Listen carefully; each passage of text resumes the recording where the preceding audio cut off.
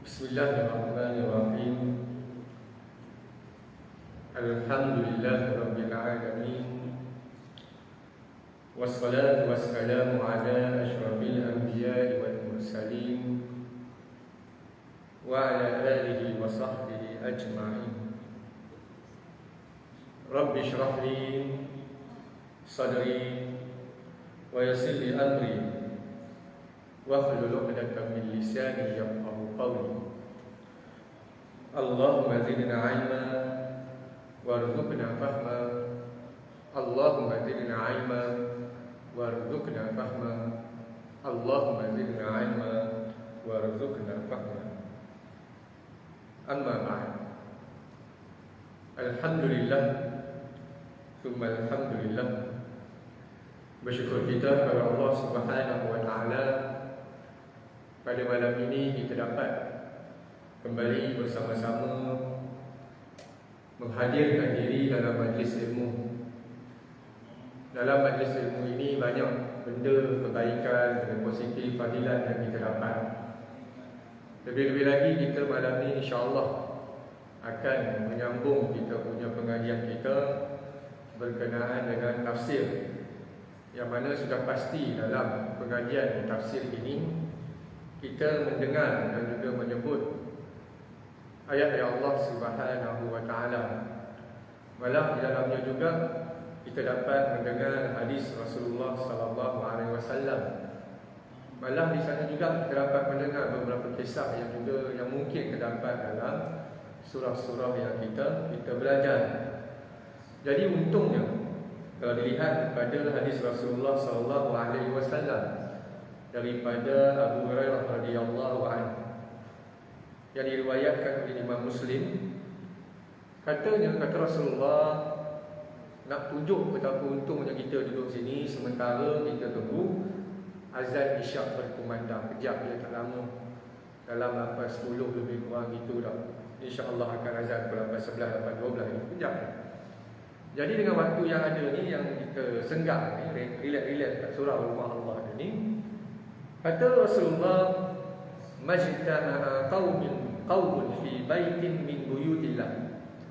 Tidaklah berhimpun sesuatu kaum ataupun manusia fi baitin min buyutillah, dalam rumah daripada rumah-rumah Allah. Jadi alhamdulillah kita di dalam rumah Allah juga kat surau kita ni. Surau Al-Qudus namanya, dengan kapet pun sedap kan. Kapet baru Raudah. Nak pergi Raudah sana tak tahu bila. Walaupun begitu kita pun masih berada di Raudah. Apa dia Raudatul Ilmi, taman-taman syurga, iaitu majlis ilmu. Alhamdulillah. Duduk juga kat Raudah ni. Tapi bukan Raudah yang kat mana tu, kat Masjid Nabawi. Dia duduk kat sini dengan kapet yang sedap kan. Jadi sesuatu kaum itu berhimpun, tidaklah berhimpun suatu kaum itu dalam rumah daripada rumah Allah, yang mana mereka ni buat apa? Yang teluruna kitab Allah. Yang teluruna itu dia dengar selalu. Antara perkataannya apa? Tilawatul Quran. Tilawah itu membaca. Jadi mereka ini yang duduk di rumah Allah ni, yang teluruna kitab Allah, membaca kitab-kitab Allah. Kitab Allah Al-Quran lah. Nak jumpa kitab-kitab Allah yang lain tu mungkin tak jumpa pun kan. Injil apa semua tu semua dari selewih kan. Yang kenal yang ada pun, kita yang kekal ni ialah Al-Quran. Jadi kita duduk sini di rumah Allah ini, di surau kita Al-Qudus ni, membaca kitab Allah Al-Quran, wa yatadarasuuna fima bainahum, dan bertadarus, mempelajari di kalangan mereka itu apa yang terkandung di dalam ayat-ayat Allah dalam Quran. Walaupun surah-surah yang kita nak fokuskan ialah surah yang terdapat dalam juzuk 30. Kita nak mula dengan surah An-Nas. Yatadarasuuna, mempelajari. Kalau kita tengok dalam bulan Ramadan, tapi Ramadan tahun ni kita tak berapa lah nak buat tadarus Quran dan buat sendiri-sendiri. Dia juga buat ialah sebab asbabnya kita pun masing-masing tahu kenapa. Jadi kita pun minta lah, insya-Allah tahun depan senang lah kita. Tapi itulah orang pun dah forward pakat-pakat. Bukankah sama je lepas PRN negeri Sabah, kita pun hari ni orang Melaka memilih. Apalah biarlah dia memilih. Janganlah esok lepas-lepas tu susah kita dah. Nak balik raya pula tak boleh. Sudah bayar raya ke sini pula. Jadi dalam bulan Ramadan kita bertadarus. Tadarus maksudnya membetulkan bacaan, mempelajari, membetulkan kita punya sebutan huruf. membetulkan tajwid kita. Bertadarus tu belajar, termasuk juga malam ni kita bertadarus juga, kita mempelajari Al-Quran. Kita masih lagi ni orang kata muqaddimah, belum nak masuk surah Nas, tapi bila nak masuk dulu kita kena tahulah Al-Quran, macam mana Quran diturunkan dan sebagainya. Jadi kita belajar juga yang ada rasulah fima bainahum, di kalangan mereka. Kita duduk di sementara berapa orang ada ni kan, tunggu, nak menunggu waktu isyak, kita belajar dan membaca Al-Quran. Illa nazalat alaihim as-sakinah. Kata Rasulullah, mereka ni belajar Quran, bertilawatul Quran. Hari itu Imam Mujahara semalam datang pun, dia membaca dengan suara yang cukup redap. Kita suara tak sedap, suara dia memang sedap pun. Itu yang buat album Imam Muda tu, lama tak dengar lagu sedap lah lagunya pun. Suara sedap, bacaan dia sedap, kita tak apa nak sedap. Tapi bila bertadarus Quran, bertilawatul Quran, nazalat alaihim as-sakinah, turun ke atas mereka itu sakinah. Apa ketenangan. Allah baca Quran, kalau tak jumpa ketenangan tak tahu lah, kena baca lagi pun. Kita duduk seharian sibuk kerja, kadang-kadang kita duduk pergi keluar, boleh kata hari-hari keluar pergi kerja pagi-pagi dah. Cucuk pendrive, pasang maksurat, pasang Quran, kurang-kurang kepala kita yang selalu tu tenang bacaan Quran. Paling tidak lah, usaha lah. Ada motor tak tahu lah, tak boleh nak buat apa lah. Tapi orang yang kata boleh lah cucuk pendrive. Kalau buka radio, radio punya macam ni, habis-habis Kim FM pun pukul 7 tak baca Quran, ada cakap 7.30 lebih kurang ada motivasi. Tapi bila dah dengar Quran ni, ada usaha kita lah, kita berusaha lah macam mana pun. Jadi adakah rasa sakinah, kita dapat, alhamdulillah, kita dapat sakinah, ketenangan. Duduklah orang Allah Subhanahu Wa Taala pula. Orang bila susah-susah, bisnes tak menjadi apa semua, tempat apa dia lagi cari? Kita sebagai orang Islam, inilah tempat dia. Alhamdulillah masuk surau kita, kalau masuk surau tenang tak tahu. Pergi Masjid Besi, lapang masuk tenang. Pergi Masjid Putra tenang.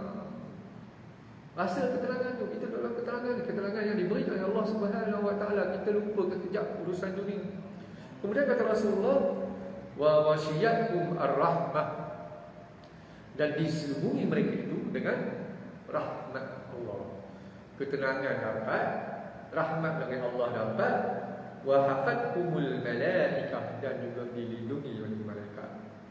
Apa lagi kita nak, kita duduk dalam suasana yang Allahu Akbar. Sekejap dia 40 minit kita dapat ketenangan, kita dapat rahmat, kita dapat lindungan daripada malaikat. Malam hari Rasulullah yang lain pun ada sebut, sekiranya kita tunggu kat sini antara dua waktu, tanpa kita terbatal dulu kita ataupun keluar daripada tempat solat kita ini, malaikat akan doakan kepada Allah Subhanahu Wa Taala supaya kita ni diampunkan dosa Allah. Banyak benefit yang kita boleh dapat, ini beruntunglah. Jadi hari itu kuliah lepas kita terhenti pada cerita tentang memahami ayat Allah Subhanahu Wa Taala ini. Antaranya kita nak faham, kita cerita itu pun surah Fatihah lah. Belum masuk surah An-Nas lagi baru cerita surah Fatihah. Bagaimana Rasulullah SAW, kita refresh balik, murajaah balik. Bagaimana Rasulullah SAW dapat surah Fatihah ini dengan melalui itulah. Ada suara yang memanggil Rasulullah, wahai Muhammad, ya Muhammad. Bila sembang dengan kawan-kawan, macam-macam lah kan. Idea ni, akhirnya dapatlah dua pendapat, dua pandangan. Satu pandangan daripada Waraqah bin Naufal, antara pakar ketika itu, boleh kata alim ketika itu. Dan juga pandangan orang lain. Pandangan yang lain itu tak disebut siapa namanya dalam hadis.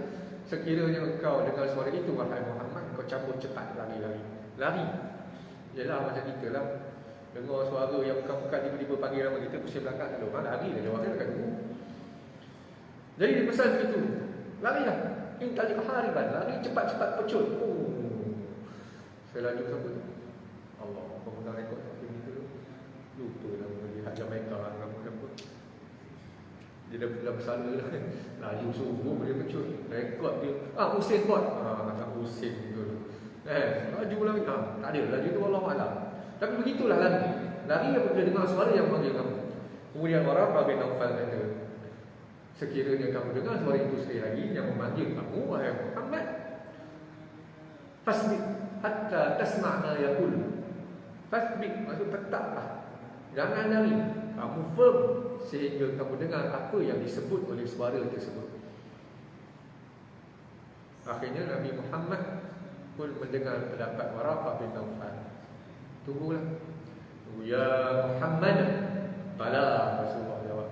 Yes, yes.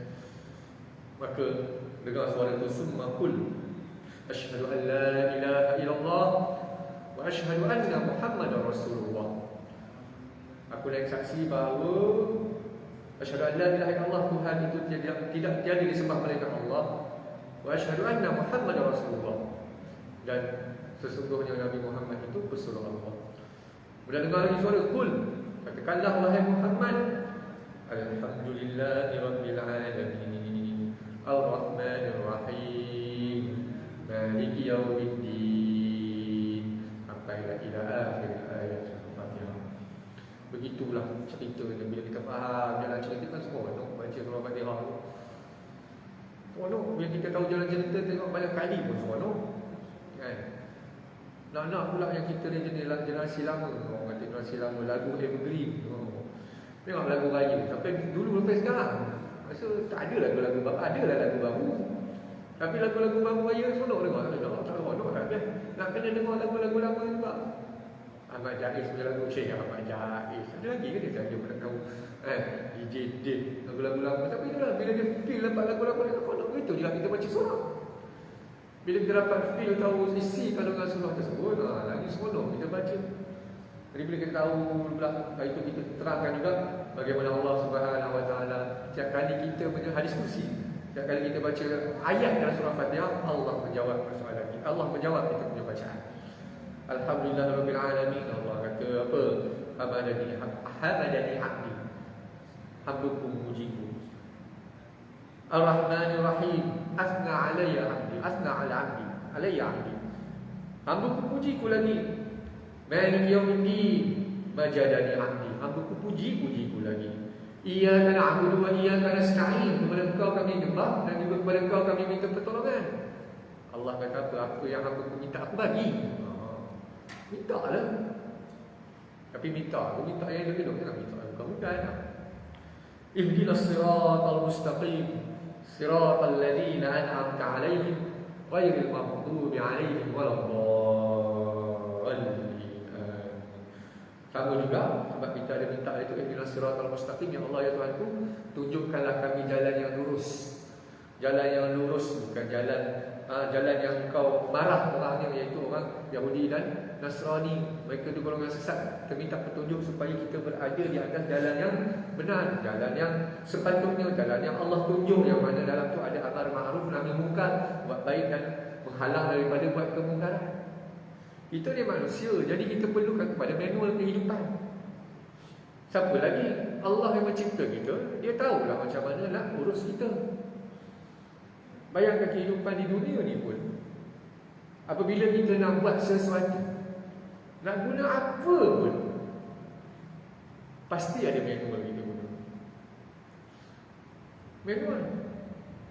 Contohlah, dulu-dulu, kereta zaman dulu, kena pakai kunci, masuk celah, start.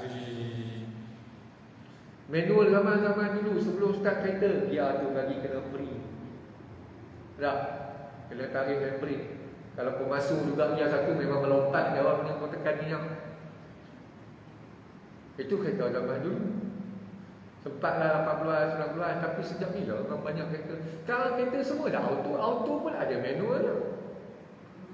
Sampai driving school pun sekarang ada kereta yang dah lama tak pernah tengok orang driving school. Sekali kita lalu kat jalan Sungai Merak malam, Allah lambatnya. Potong, bagi isyarat kanan potong. Potong-potong tengok automatik. Itu automatik lah. Depan lock lah. Lagi satu kereta. Tengok itu manual. Ada dua je kan. Untung dia manual. Kalau kereta manual pun ada dia punya auto pun ada manualnya. Bila dah berhenti dekat traffic light dan sebagainya, nak tolak dia manual auto tu, bukan main tolak aja, kena masuk ke mana. Semua tu nak menyenangkan kehidupan kita, nak memanjangkan hayat kenderaan. Begitu juga ketika nak menyanyi pakai mikrofon. Mikrofon pun tak ada. Mikrofon kalau pasang tengok penyanyi, dia pun takkan letak mikrofon itu. Sebab apa? Tak dapat tangkap suara. Manual menggunakan mikrofon dengan sebenarnya ialah macam tu, jarak ada. Baru suara tu jelas. Itu juga mikrofon yang ada kat sini, jangan ketuk-ketuk WhatsApp seorang yang baik, yang pasang itu bagi pesan itu. Itu semua manual untuk mengelokkan kita. Kalau kehidupan biasa pun manual cukup banyak. Nak buka aircon ada manual dia. Nak buka handphone baru pun ada manual dia. Nak keluar dalam Facebook live kat sini ada bawah tu surah Al-Qudus, ada bank apa, akaun bank Islam pun semua. Ada patutnya kena tekan. Pendek kata kehidupan kita ni ada manual. Jadi apatah lagi manual kita dalam kehidupan kita. Nak hidup aman, nak hidup aman dan damai, mencari redha Allah Subhanahu Wa Taala. Inilah manualnya, kita follow apa dia? Al-Quran. Kemudian apa lagi? Sunnah Rasulullah sallallahu alaihi wasallam. Kemudian syariat, hukum fiqh, pendapat-pendapat ulama yang muktabar dan sebagainya. Itulah kita punya manual. Jadi bila kita ikut manual, insya-Allah selamat. Contohlah, kita baca dalam ada satu ulama Arab Syria lah, manual jalan raya dia. Macam manual lah undang-undang jalan raya.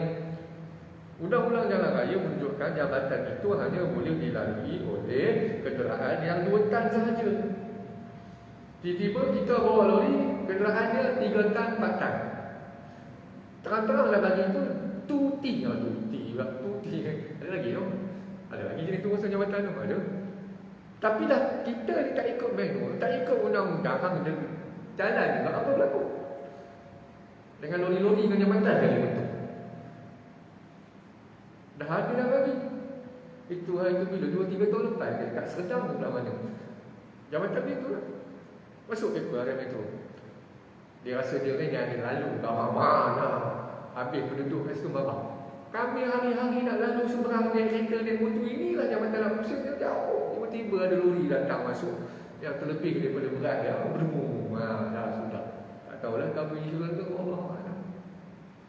Jadi inilah kita utamanya Al-Quran, hadis, syariat dan sebagainya itu untuk membantu kita supaya kita tak terbabas daripada apa yang telah digariskan oleh Allah Subhanahu Wa Taala kerana Allah mencipta kita. Kemudian cerita surah Fatihah lagi ni. Ada cerita dalam berkenaan dengan surah Fatihah juga, nama surah Fatihah yang lain nama dia Ruqyah. Asy-Syafi, Syafi'ah penyembuh, Ruqyah pengubat. Ini antara kita yang kita boleh amalkan daripada penggunaan surah Fatihah ataupun ayat-ayat Allah Subhanahu Wa Taala. Cerita ini dalam Sahih Muslim pada hadis yang bernombor 4080. Dalam Sahih Muslim. Hadis daripada Abu Sa'id Al-Khudri. Katanya, inna nasan min ashabi Rasulillah sallallahu alaihi wasallam kanu fi safar. Abu Sa'id Al-Khudri bercerita, dia kata terdapat sekumpulan manusia daripada sahabat-sahabat Rasulullah sallallahu alaihi wasallam bermusafir, berjalan. Famarru bihayy min ahya'il Arab. Kemudian mereka ni berjalan sampai ke satu kawasan perkampungan Arab. Dengan kampung Arab lah, cerita perkampungan lah. Fastadafuhum falam yudayyifuhum. Apa berlaku?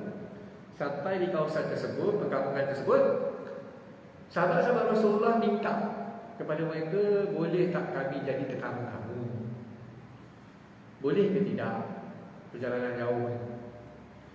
Kemudian faqalu lahum. Mereka falam yudayyifuhum. Mereka tidak menerima permintaan daripada sahabat-sahabat Rasulullah untuk menerima tetamu. Belagak.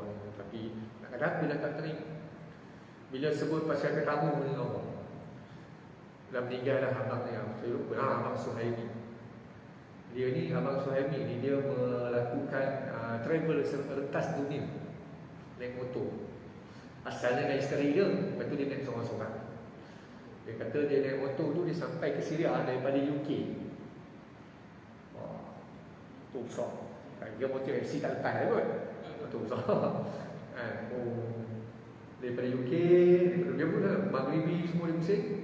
Kemudian daripada UK masuk Europe sampailah ke Turki. Tapi cabaran ni waktu tu musim sejuk. Jadi terpaksa pakai tebal.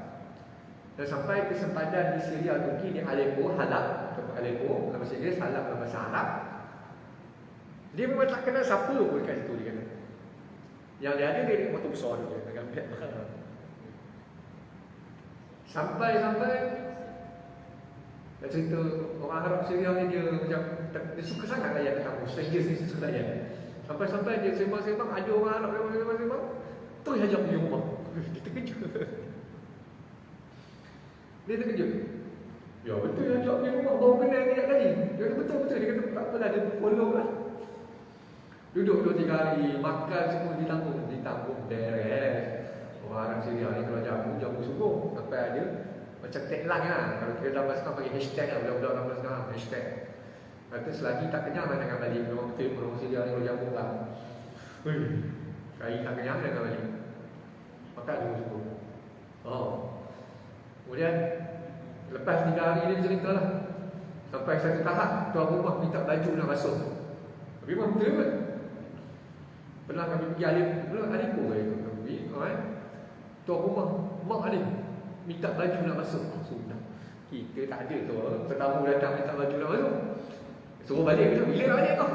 Dia lah kot. Mula kami tak nak lagi. Tapi bila memahami budaya macam tu, mak dia minta juga, bagilah selayu. Bagi mereka kehadiran tetamu tu, Allah bawa rahmat, bawa pulang keluar semua sekali.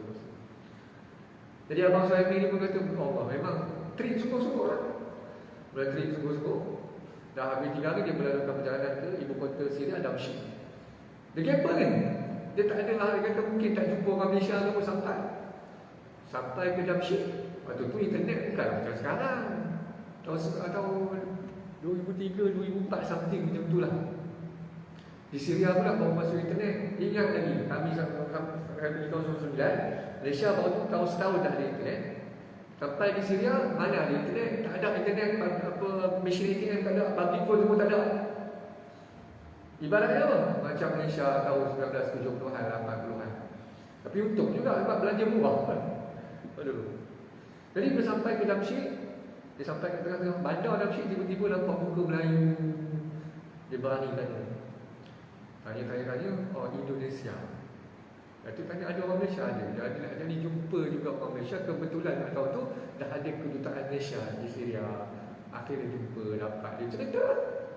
Tunjuk gambar dia apa semua. Kita pun tengok motor dia mahal, besar dia. Seronok jumpa lah. Kita duduk luar negara, bila jumpa rakan negara, tak kisahlah. Orang Melayu ke, orang Cina kan, Malaysian people lah. Dia punya sembang lain kan. Seronok lama tak jumpa. Dia tunjuk macam mana perjalanan jauh dia tunjuk buku dia setiap perbelanjaan dia kecil-kecil belanja dia tulis. Yalah nak jalan jauh. Tunjuk gambar dia masuk ke kawasan Morocco, Eropah. Nak cerita apa, dia kata terkejut dengan layanan tetamu oleh orang-orang Syria. Dan memang betul pun. Dia punya Allah. Dia cerita terenggah ni. Cuma hari ni sahabat Rasulullah minta jadi tetamu, dia orang kampung tak terima anak. Kemudian berlaku nak jadi satu orang pada hari yang sama juga. Mereka datang berjumpa dengan sahabat-sahabat Rasulullah ni di luar kampung. Mereka tanya faqalu lahu, mereka berkata kepada sahabat Rasulullah, hal fikum raqib, kamu ada ubat yang boleh menyembuhkan sakit. Fa inna sayyidil hayy ladirun aw musabun. Ketua kami ni kena sengat dengan binatang bisa katanya. Dah kena ketua kena sengat dengan binatang bisa ni. Ketua pula Reza dia. Kan? Kita pula tak berapa mencari ketua menteri baru. Calonnya 3. 2 lelaki, seorang perempuan. Tapi tak ada pula kena sengat binatang bisa, kena semua sengat belaka. Tapi kalau ketua negara sakit, so mereka dia cuma sebab apa? Tanpa dia tak smooth lah urusan pentadbiran. Ini pula ketua kampung sakit. Lagi-lagi lah ketua kampung ni banyak urusan lah. Ibaratnya kita kat kawasan Sagri ni ketua pengurusi persatuan penduduk lah ibaratnya lah. Kita punya kawasan ni Akak mesti belajar surah Al-Qudus, tak ada apa, sakit, tak ada orang layan kan, tak apa. Jadi ketua kampung sakit, pergi tanya kamu ada ni tak? Ada ubat tak kamu nak sembuh? Ketua kampung kena sengat binatang bisa. Maka faqala rajulun minhum, nah, katalah sahabat Rasulullah tu, ya, aku ada penyembuh. Apa penyembuh dia? Kemudian sahabat Rasulullah SAW fa'atahu faqara'ahu bi fatihatil kitab fabara'ar rajul. Penyembuh dia, sahabat Rasulullah tu pergi jumpa ketua kampung tu. Apa ubat dia? Baca fatihatul kitab, surah Fatihah. Alhamdulillah Rabbil Alamin sampai ila akhir ayat waladhdallin. Fabara'ar rajul. Maka ketua kampung tersebut sembuh. Kemudian bila dah ketua kampung sembuh, mesti ada benda yang dia nak bagi kan. Kau tolong aku, bagilah penghargaan. Maka fa'ata qati'an min al-ghanam. Maka ketua kampung pun bagi fa'ata qati'an. Apa ketua kampung memberi? Qati'an, sepotong daging kambing. Ush, sedap tu. Daging kambing.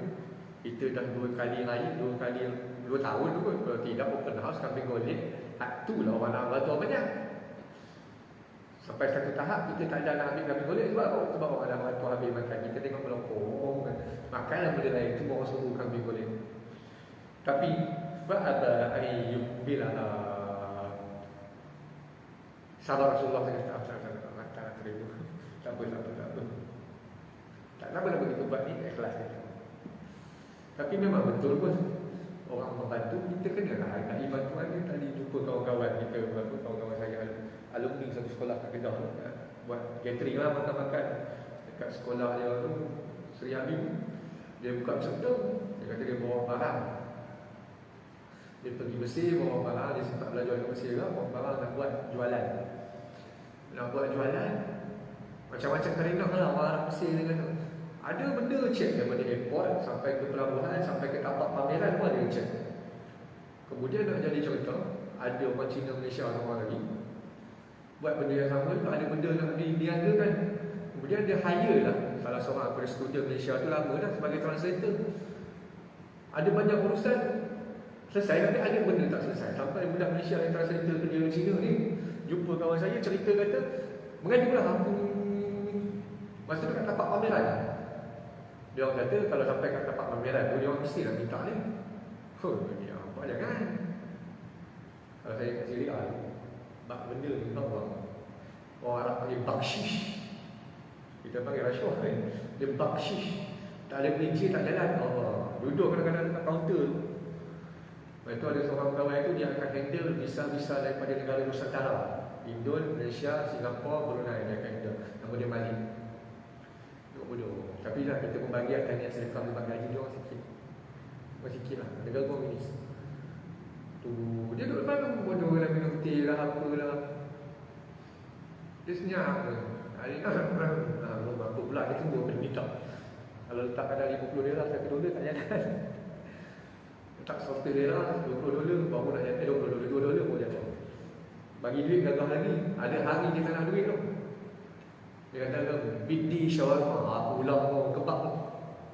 So kena turun, pergi beli kat bawah, balik bawah dia pun. Aduh, macam-macam pengalaman. Jadi kawan saya sendiri tu bila dia nampak Cina tu ada lebih masalah, translator dia pun mengadu dengan kawan dia. Ada satu perkataan bahasa Amni, bahasa Lahajah ataupun dialek Mesir, kalau orang ni dia jengkak guna soal perkataan tu. Apa dia tadi disebut, itu berapa. Akhirnya orang-orang Mesir lari tu. Lari. Tak berani dah nak kacau barang Cina, Malaysian Chinese. Lari. Cina tu pun terkejut. Hang guna satu perkataan dia, lari.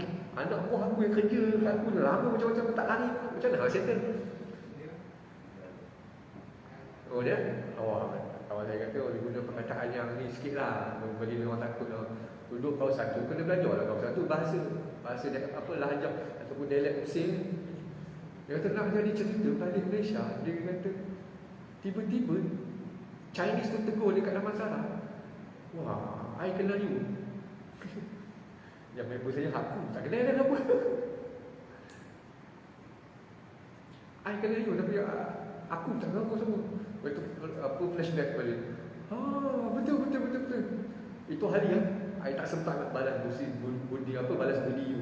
Ini hari you mau balas budi you. Jom kita pergi makan. Oh dia cerita lama saya luka balik jumpa kat Malaysia.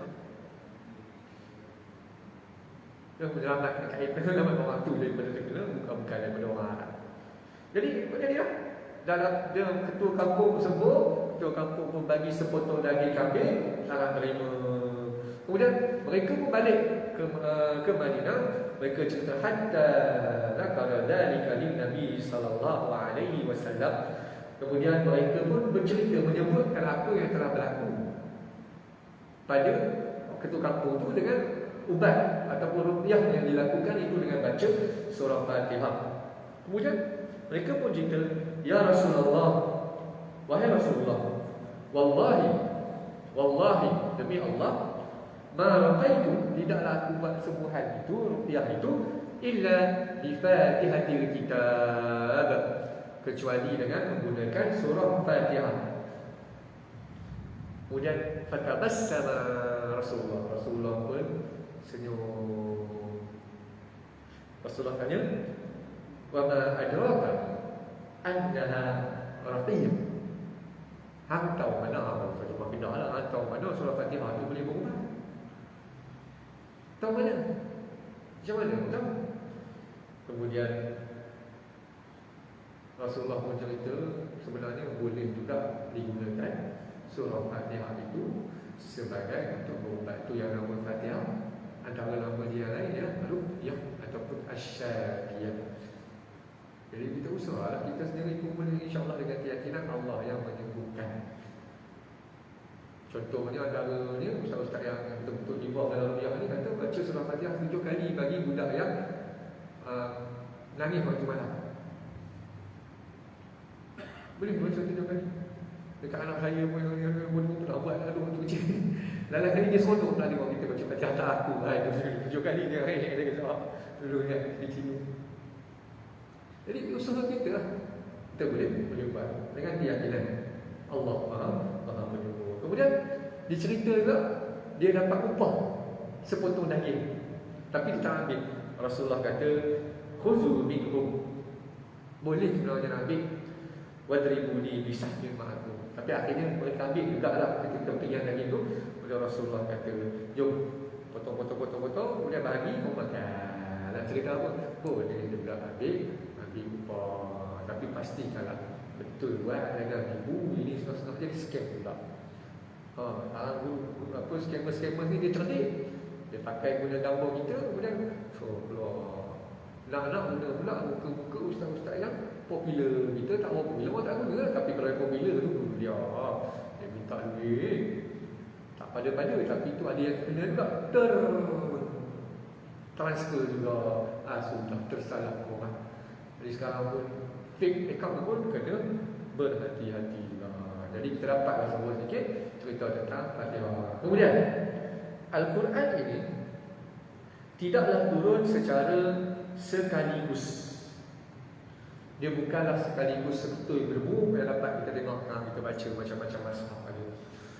Dia bukan turun sekaligus, tapi dia turun secara Fatihah. Sebab kata Allah Subhanahu wa taala, dia turun secara berperingkat-peringkat.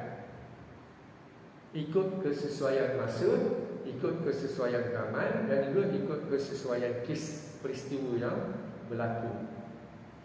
Jadi antaranya di dalam surah Al-Isra ada sebut A'udzubillahi minasyaitonir rajim wa Qur'anan faraqnahu litaqra'ahu 'alan nasi 'ala muks wa nazzalnahu tanzila wa Qur'anan faraqnahu. Itu maksudnya. Dan Quran ni kami turunkan secara berpisah-pisah. Litaqra'ahu 'alan nasi 'ala muks, supaya kamu boleh baca kat atas orang ramai, supaya dia kekal bacaan. Ingat. Itu yang kita berlaku kepada ayat Allah Subhanahu wa taala. Antara hikmah yang disebut di sini adalah untuk dikuatkan dalam hati Rasulullah sallallahu alaihi wasallam dan dapat menghafal dengan baik. Kerana Rasulullah itu hidup dalam masyarakat Rasulullah pun diceritakan juga tak boleh membaca dan tak boleh menulis. Ini situasi masyarakat Arab ketika itu. Tak boleh membaca dan tak boleh menulis kebanyakannya. Jadi mereka-mereka yang boleh baca dan menulis ini kebanyakannya orang-orang Yahudi lah, orang Nasrani. Tapi walaupun mereka ni orang Arab Quraisy, kebanyakan dia tak boleh membaca, tak boleh menulis, tetapi Allah beri satu kelebihan yang saya boleh katakan orang Arab ni memang itu kelebihannya. Walaupun saya belajar di Syria 6 tahun, mereka mempunyai ingatan yang kuat. Itu tak boleh nafikan. Ingatan mereka cukup kuat, cepat ingat. Ini tak boleh nafikan. Itu sebab bertengok dalam dalam sejarah Arab Quraisy ini sendiri, mereka ni suka bersyair. Bersyair itu macam berlagu lah macam kita sekarang. Syair tu maksud dia apa? Dia asal perkataan Arab. Syara, yash'uru, maksud dia feel dalam ni. Jadi syair tu mengeluarkan rasa apa yang ada dalam jiwa kita, diri kita tu. Tapi syair berlagu tu, kau laksana bulan, apa lagi, macam-macam lah. Apa lagi? Macam-macam lah. Lagu dia ada perasaan. Jadi dia orang Arab ketika itu, nampak je apa benda dia orang bersyair. Even rumah runtuh pun dia orang bersyair. Tapi syair dia orang boleh ingat baik-baik syair itu sampai ke satu tahap. Bila ada masa dalam kurun kedua ketiga hijrah, waktu tu pembukuan tengah hebat, syair-syair itu dibukukan balik. Mana dia boleh ingat? Quran nak turun kepada mereka ketika zaman Sayyidina Abu Bakar start mula buku yang first buku, dia teruskan. Mereka boleh ingat. Kalau turun Quran kat kita, tak tahu. Hari ni kan esok lupa. Tak tahu. Tapi itu kekuatan mereka, tak nafikan. Kadang-kadang kita nak pergi dalam mahal apa semua, Bangla Pakistan, dia orang macam pergerakan hadis pun banyak berlaku belah sana sampai sekarang. Mereka ada satu kekuatan yang senang nak ingat. Cepat dia ingat apa tulis macam-macam. Kita kena tulis. Itu memang kekuatan kita pada tulisan tu ingat. Tapi mereka begitu sekali dia orang punya kekuatan nak ingat. Jadi Rasulullah pun sebagai manusia biasa, kita nak exam pun kena ingat, bangunlah lekat. Kalau tak buat itu sekali lalu tengok lupa lah. Kita bawa kereta pun pergi lalu satu kawasan jalan ni, nak pergi kawasan tu pun first time lalu memang lupa. Tapi kalau ulang lama-lama tahu dah jalan ni. Ingat dulu waktu nikah orang Pekan Bahar. Kena nak pergi Pekan Bahar tu kena lalu dah highway apa tu, Karak highway, bukit tu, genting. Dulu first time drive. Takut. Dia punya tinggi dia kalah sama Melora tu. Kat Kuala tu, kat Ipoh kan. Takut dulu. Slow. Tapi dah 14 tahun nikah orang Pekan. Dah tahu dah. Turun je ni dah tahu dah nak selok belok ke mana. Turun kat ni dah tahu dah selok belok ke mana. Hafal dah. Awak pun 100. Kalau tak jam dia betul gombak sampai ke Melong dalam 45 minit ke sejam dia sampai. Kalau dulu tak ada lah. Sebab apa? Kita lalu dah tahu dah jalan dia ke mana, nak pergi nak mana. Lepas ni ke mana, lepas ni kat mana, jumpa ni. Tapi kalau sekali orang Kelantan ada sekali jenuh kita. Dia punya jam tu. Sekarang lama tak rasa jam ni. Bila ada highway baru kat bawah, ada kurang sikit jam, Allah lah. Jadi itulah keadaannya. Kena betul-betul pelan-pelan supaya nak dikekalkan dalam hati Rasulullah sallallahu alaihi wasallam. Kata Allah Subhanahu wa taala dalam surah Furqan, wa qala alladziina kafaru, berkatalah orang-orang yang kafir, nuzzila alaihi al-Qur'an jumlatan wahidah, diturunkan ke atasnya Quran itu sekaligus, tak ada turun sekaligus mana. Kadzalika linusbita bihi fu'adak warattalnahu tartila, diturunkan juga berperingkat-peringkat itu untuk dikuatkan dalam hatinya. Beza dengan kitab-kitab sebelumnya. Quran 23 tahun, 13 tahun di Mekah, 10 tahun di Madinah. Kalau macam surah An-Nas ini diturunkan di surah Madinah. Jadi antara yang lain juga diceritakan oleh Aisyah radhiyallahu anha. Kenapa Quran itu tidak diturunkan sekaligus? Tidak gedebuk ke pun. Aisyah kata, innama nuzila awwala ma nuzila minhu suratun minal mufassal. Antara ayat-ayat yang pertama kali diturun ialah surah-surah yang pendek, mufassal, surah-surah yang pendek. Fiha, dalam surah tersebut, zukiran al-jannah wan nar. Diceritakan dalam surah itu tentang neraka, tentang syurga. Nak encourage orang. Hatta idza taban nasi ila Islam, supaya orang tertarik nak ikut agama Islam. Tetapi nuzilal halal wal haram, sekiranya diturunkan awal-awal ayat itu berkaitan dengan hak ni halal, hak ni haram, walau nuzila awal syai', sekiranya ayat-ayat begitu turun terlebih dahulu, kata Aisyah radhiyallahu anha, mereka akan jawab apa? Nescaya orang Arab ketika itu akan jawab, la, bila ayat turun, la tashrabu al-qamra, jangan kamu semua minum arak. Nescaya mereka akan jawab, la nada' al-khamra abadan, sampai bila-bila kami akan tinggalkan arak. Kerana orang Arab dulu memang kuat minum arak. Tetamu datang, arak dia jawab. Sampai sekarang lah. Dia 5 tahun lepas, 6 tahun lepas, saya buat kelas bahasa Arab kat KL lagi. Mereka jemput, rezeki betul lah. Rezeki kita tak cari, tapi rezeki boleh kan. Mereka cari sampai ke sekolah tak kaya kerja dulu, sekolah swasta. Tak ada nak orang boleh mengajar bahasa Arab. Saya pun mengajar bahasa Arab dulu pun Arab. Lama kan. Tiba-tiba dia orang panggil. Bagi ke ofis, ke apa pula ni orang panggil. Saya kata, saya ni daripada KLIA, saya mencari guru bahasa Arab, nak mengajar untuk orang-orang Melayu yang kerja dengan Saudi Airlines dan Qatar Airways. Ya. Short course dia dalam 2 bulan, seminggu 2 kali, Sabtu dan Ahad. Itu pun okey. Kemudian mereka tanya, berapa nak bayar? Manalah saya tahu. Yang saya tahu, airport mahal. Kemudian tok-tok, memang mahal sungguh. Satu sesi tu boleh tahan 2 bulan tu banyak apa. Boleh banyak. Tak apalah, kita ngajar-ngajar, cuma yang cerita kat sini flight Arab Saudi yang Qatar Airways, nampak dan cerita orang Arab. Orang Arab Saudi ya, bukan Arab yang Syria, Jordan, Iraq, Saudi sebelah Arab.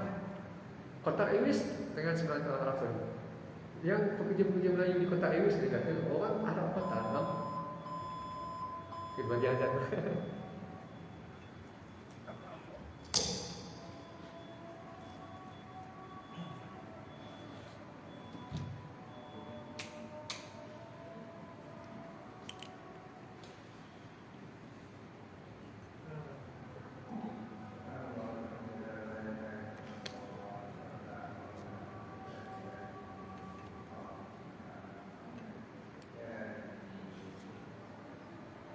Allahu Akbar.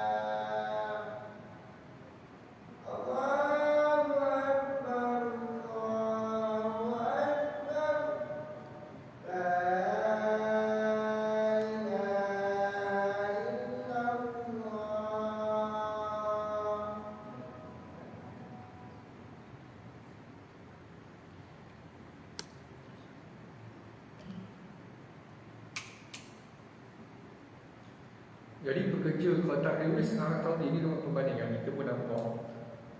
Kata pekerja Arab kontrak Airways ni orang kita lah kerja. Kata orang kontrak ni nampak educated sikit. Tak kelam kabut, tak harum, tak perangai dia, okey lah. Tapi orang-orang yang kerja di Arab Saudi Airlines, dia kata orang-orang Arab Saudi ni teruk dah. Teruk tak teruk. Dia antara contoh mereka ni bila dalam Saudi, mereka kena berpakaian yang lelaki ni kena tutup aurat, yang perempuan ni kena tahu lah. Once dia sampai Malaysia,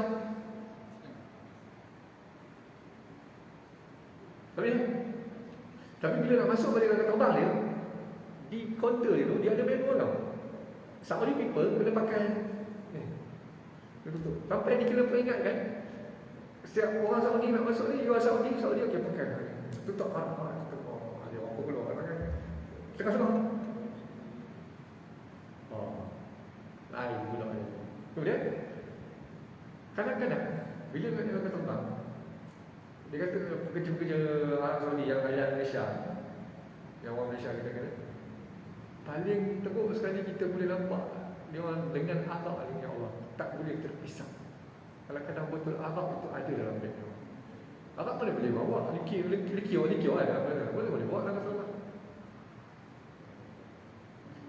Sampai kat pintu nak masuk dalam terbang, tak bagi buat dia bawa dia, memang tak bagi buat masuk. Sampai dia terbang itu, pening masuk terbang. Kita pun dengar Allah, pandai Rasulullah pun nak tawan mereka ni. Rasulullah pun sebut hal ni pun. Dia Rasulullah ni apa disebut innama bu'istu liutammima makarimal akhlaq. Sesungguhnya aku diutuskan untuk menyempurnakan akhlak. Tawan mereka dengan akhlak balik. Itu cerita lah. Itu belum cerita lagi apa? Hantu durian. Dia bawa durian tu dalam beg tu. Bawa balik sebab durian kan orang Arab ni kalau bahan durian. Sekarang durian ni memang king of fruit betul. Dulu mungkin susah nak dapat. Sekarang punya degil nak bawa balik kalau tak boleh. Dia sebab durian ni sangat mahal. Kat sini punya kawan-kawan saya yang orang Syria, dia kata kebanyakan kami sampai di Malaysia ni tak suka durian. Tapi lama-lama dia orang hantu durian. Macam kawan Arab Mesir dekat Mesir Selatan je tu lah. Siap kali pun dia tu. Durian kat mana kena tu? Kita tak cari dia, dia cari dia. Tunggu. Sampai bawa. Dia boleh tengok balik. Betul apa. Tengok apa yang berlaku. Pengalaman-pengalaman daripada Saudi Airlines staff Melayu ni. Bab Arab Allah. Datang balik dulu. Bila Aisyah kata kalau ayat itu diturunkan tentang halal dan haram, contohnya jangan minum arak, kami akan dengan arak. Sebab dah sebati. Dan kalau scientifically bila orang nak meninggalkan arak, even rokok saya pun dia kena buat step by step, dia tak boleh sekaligus. Minta maaf kalau abang-abang yang rokok, dia akan, kalau benda mengejut berlaku kepada dia berhenti rokok, dia sama juga. Scientifically orang nak step berhenti arak, dia kena step by step baru dia boleh hilang. Itu yang Al-Quran pun terus step by step. Kemudian kalau kata Aisyah kata walau nuzilah la tazni. Kalau itu turun ayat pertama, jangan berzina. Saya mereka akan jawab, la nad'u az-zina. Kami sampai bila-bila kan tinggal zina. Itu yang berlaku. Bermakna teruknya masyarakat Arab ketika itu. Sampai tak boleh meninggalkan perkara yang teruk, melainkan nak ambil. Itulah kata ini, kata Allah ajar kita nak cara bagaimana treat manusia pun kena ambil step by step. Even kita nak ajar anak semayang pun bukan boleh bawa terus lah. Ajar peringkat ajar sampai 7 tahun, 10 kalau tak semayang otak kan. Lepas tu kalau sampai 15 baru boleh apa tak semayang. Kalau rumah dia ada step by step pun. Dia bukan boleh terus. Semua dia sebab nak meraih kemampuan manusia. Jadi masa dikulasakan ni pun insya-Allah kita akan cerita kenapa aspek perzinahan sampai Aisyah kata kalau turun ayat tu la tasrabu khamar la taznu dengan berzina tu, kenapa? Jadi kita akan ceritakan pada ayat yang lain. Kita nak mengenal ayat tu, iaitu antaranya ayat dia wa ma arsalnaka illa rahmatan lil alamin. Kata Allah, kita nak utuskan kau wahai Muhammad melainkan rahmat untuk seluruh alam. Masa cukup setakat ni. InsyaAllah kita jumpa lagi pada kuliah akan datang. Yang baik akan Allah Subhanahu wa ta'ala, yang buruk dan pada saya sendiri. Wabillahi taufiq wal hidayah. Wassalamualaikum